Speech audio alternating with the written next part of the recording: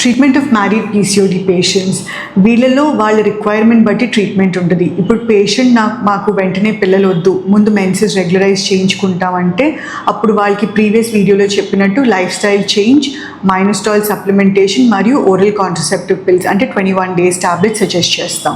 ఇప్పుడు పేషెంట్ మాకు కన్సీవ్ అవ్వాలి, ప్రెగ్నెన్సీ ప్లాన్ చేస్తున్నాం అంటే అప్పుడు వాళ్ళకి పిల్లల కోసం ట్రీట్మెంట్ ఇస్తాం.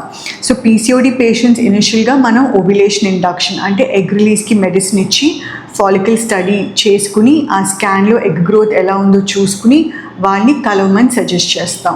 ఇప్పుడు కొంతమంది పేషెంట్స్కి పీసీఓడి సివియరిటీ ఎక్కువ ఉన్నప్పుడు గుడ్డు ఉత్పత్తి అవ్వదు మెడిసిన్ పెట్టినా కూడా. సో వాళ్ళకి ఇంజెక్షన్స్ లైక్ ఎఫ్ఎస్హెచ్ సజెస్ట్ చేస్తాం.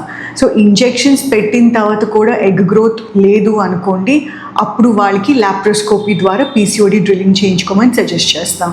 సో ఇక్కడ కుట్లు కోత లేకుండా నీటి బుడగలు పగలగొడతాం.